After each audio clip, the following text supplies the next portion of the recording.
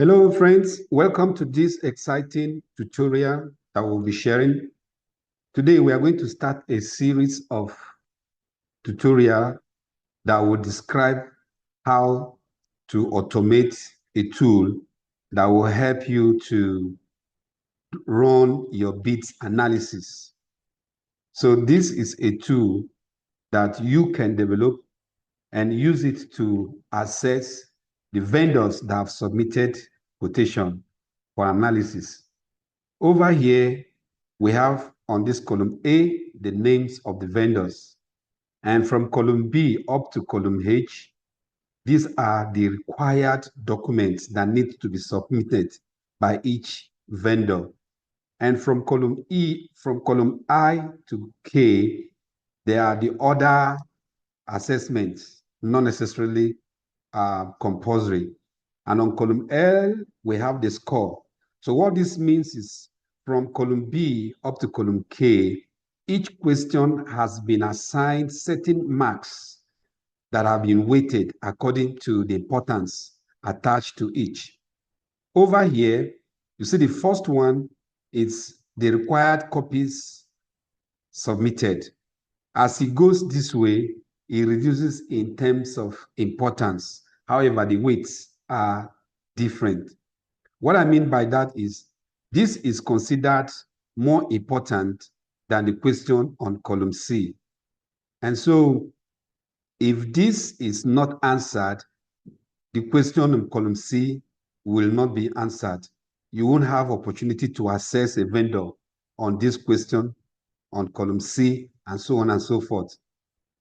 So for you to have this open for assessment, here must be yes. If here becomes no, because each of these is yes or no, if this becomes no, then this place can no longer be open for assessment. We are going to see how this works in a short while from now.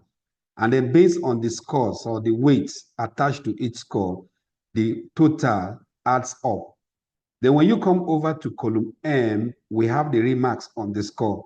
So the tool is looking at the score here to give you a remarks that has been programmed.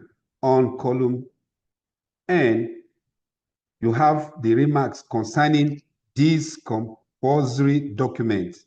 And then column O, which is the final verdict, gives you the verdict concerning each of the vendors, again, based on the setting criteria set by the organization. So having set this at the first one, we are going to see how the rest works. So the first thing we notice is here is blue because it has not, it's still empty, not yet selected. But the moment we select it, it turns from blue. So if we said yes, you can see that something has happened over here. The score is too low to move forward concerning column M. Why? Because 2 is the score, because this has been answered. When you come over here, you have the option again to select either yes or no. The reason is because this is yes.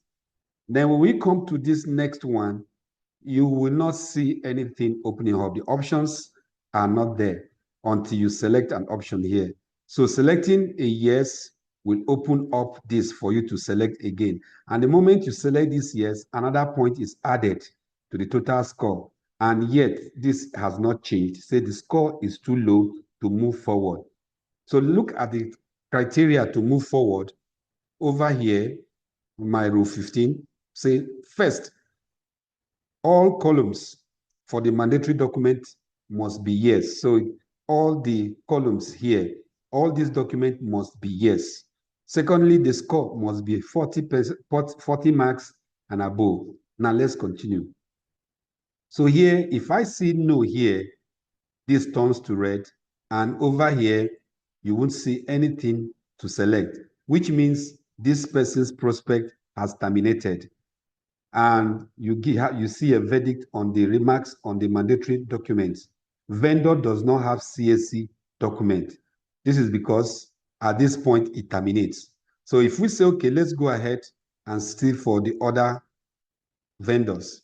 Again, you see that vendor's prospect terminates, but there's nothing here because none a response with no has not been given. So here we have yes, because this is able to open the next one. Here it can also open because previously it's a yes. Here we can't open. Say, assuming we say no, it terminates at valid PENCOM certificate. So it here, vendor does not have, for column N, vendor does not have valid PENCOM certificate. Let me open that up. And then the vendor's prospect terminates. So let's look at another vendor. Let's see this vendor has yes, all true, up to yes. Here, let's give it yes. Here, but let's say no. It terminates at valid NSITF. Again, you see it here. Vendor does not have valid NSITF certificate, and so it terminates, even though the score here has increased to 14. Again, let's go to the next vendor. As we continue to give them scores, the score keeps increasing, and the tool keeps looking at the overall score. Here we have 24. Still, the score is low because it has not hit 40. And then the vendor here still has this empty because he has not selected a no. It's still open up. So if at this point it terminates and says no, this is valid ITF that says no. And again, the tool tells you vendor does not have valid ITF certificate. So let's look at this again. This is yes, this is yes, and so on and so forth. Let's terminate this one here for tax certificate. It tells you vendor does not have valid tax certificate, and it terminates. So nothing goes further here. However, when you come to this point, we allow this to be open, even though you have no here. Certainly, it will not add up. Even if you get the highest score here and you get the highest score here, it will not still be able to move forward. So let's look over here. Yes, yes. So let's get a yes for all these ones up to the point of, let's get up to this point. Yes, so this is 30. And then let's say this one has the minimal and then the minimal. So this is 35, sorry, 36. Is still too low, but vendor here has all mandatory documents. The tool has looked at all these mandatory areas and found out that it is a yes for each of the columns, and then it ticks it off that vendor has all mandatory documents. However, the score is still too low to move forward, and that is why we have the verdict as vendor's prospect terminated. Let me zoom in. So now let's look at these other ones. Let's see how they progress. Assuming they have all the mandatory documents. Here it says it has.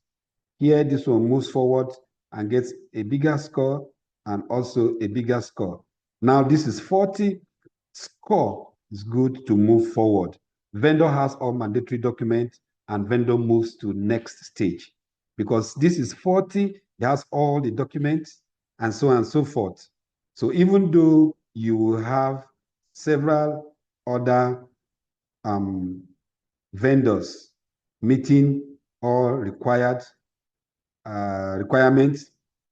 but the final score, so let's say this one has this, and this one here, you can see this is 44, but still it can move forward, has all mandatory documents, and can move to next stage.